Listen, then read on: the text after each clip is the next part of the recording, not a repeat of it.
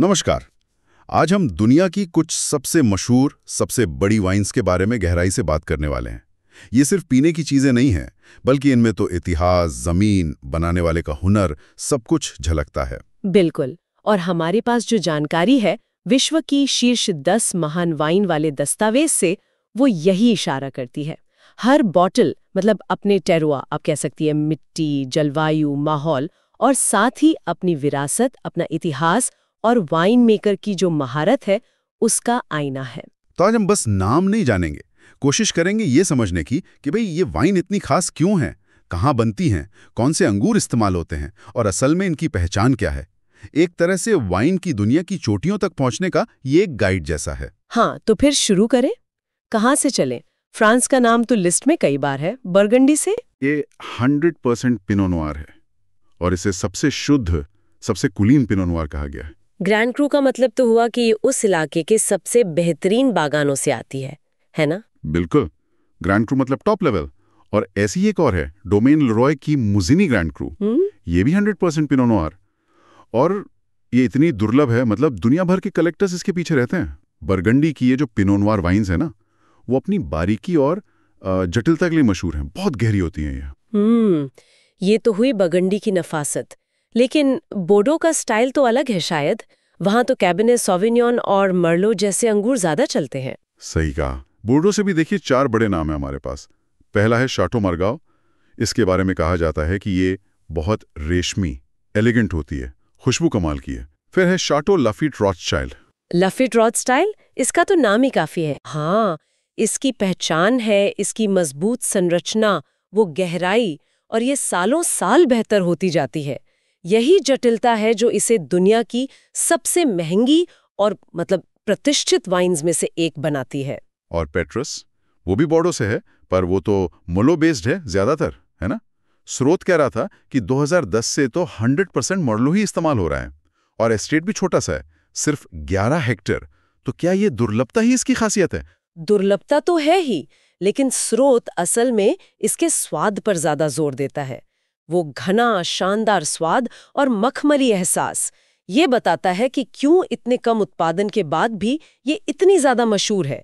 वैसे बोर्डो स्टाइल का एक और दिलचस्प उदाहरण है ओपस 1। हालांकि वो बनती है अमेरिका में, नापा वैली में। अरे हाँ, ओपस 1, ये तो वो मशहूर कोलैबोरेशन है रॉथस्चाइल्ड लाफेत वाले और नापा के रॉबर्ट मुंडावी के बीच। पुरानी दुनिया और नई दुनिया का संगम एक तरह से। बिल्कुल।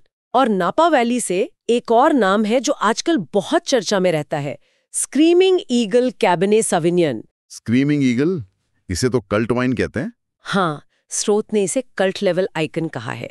कल्ट इसलिए क्योंकि बनती बहुत कम है, कभी कभी तो साल में 1000 केस से भी कम, और इसे खरीदना वो बहुत मुश्किल है।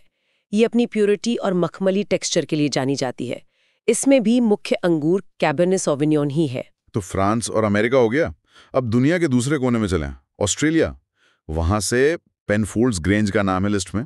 हाँ, पेनफोल्ड्स ग्रेंज बिन 95। इसे ऑस्ट्रेलिया की सबसे प्रतिष्ठित वाइन माना जाता है। ये मुख्य रूप से शिराज अंगूर से बनती है, कभी कभी थोड़ा कैbernet सॉविग्नॉन भी मिलाते हैं।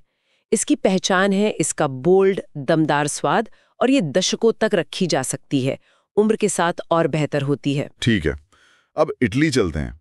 टस्कनी से है सैसिकाया। इसे सुपर टस्कन का पायनियर कहते हैं। ये सुपर टस्कन क्या भला है? हाँ, सुपर टस्कन असल में उन इतालवी वाइन्स के लिए इस्तेमाल होता है जिन्होंने पारंपरिक नियमों को तोड़ा। मतलब उन्होंने स्थानीय अंगूरों के साथ या उनकी जगह कैbernet सॉविग्नॉन जैसे फ्रांसीसी या अंतर्राष्ट्रीय अंगूरों का इस्तेमाल शुरू किया। सासिकाया इसी क्रांति की शुरुआत थी। ये कैbernet सॉविग्नॉन और कैbernet फ्रैंक का एक शानदार मिश्रण है, बोर्डो स्टाइल में, लेकिन उसमें इतालवी मिट्टी की छाप है। स्रोत इसे इटालियन बोर्डो हाइब्रिड शैली का एक बहुत ही सुरुचिपूर्ण उदाहरण बताता है। अच्छा, तो नियमों से हटकर कुछ नया बनाया, दिलचस्प।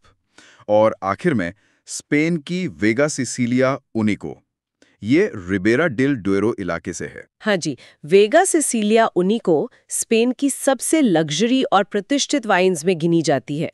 ये मुख्य रूप से वहाँ के स्थानीय टेम्प्रानियो अंगूर से बनती है। हालांकि इसमें कभी-कभी कैbernet सॉविग्नॉन जैसी बोर्डो किस्में भी मिलाई जाती हैं। इसकी पहचान है इसकी गहरी परतदार बनावट और बहुत ही जटिल स्वाद, जिसे पूरी तरह से खुलने में सालों लग जाते हैं। तो कुल मिलाकर देखें, ये टॉप 10 वाइन्स सिर्फ महंगी बोतलें नहीं हैं। ये वाइन बनाने की कला, इतिहास और उस खास जमीन यानी टेरोहार का शिखर हैं दुनिया भर से। ये सब अपने अपने तरीके से क्वालिटी का एक स्टैंडर्ड सेट करती हैं। बिल्कुल। हमने देखा फ्रांस की वाइन्स जैसे रोमेने कॉन्टी, मागो, लफीत, पेट्रूस, लेरो म्यूसिनी अपनी बारीकियों, स्ट्रक्चर और प्रतिष्ठा के लिए जानी जाती हैं।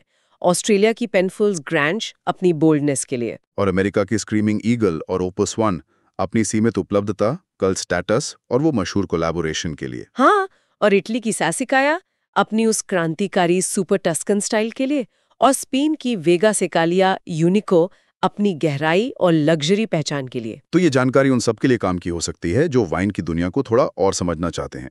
शायद कोई वाइन रीजन घूमने का प्लान बना रहा हो, या किसी खास मौके के लिए कोई यादगार बोतल ढूंढ रहा हो, या बस जानना चाहता हो कि दुनिया की सबसे बेहतरीन वाइन्स कौन सी हैं। और हाँ, एक सवाल यहाँ सोचने के लिए रह जाता है।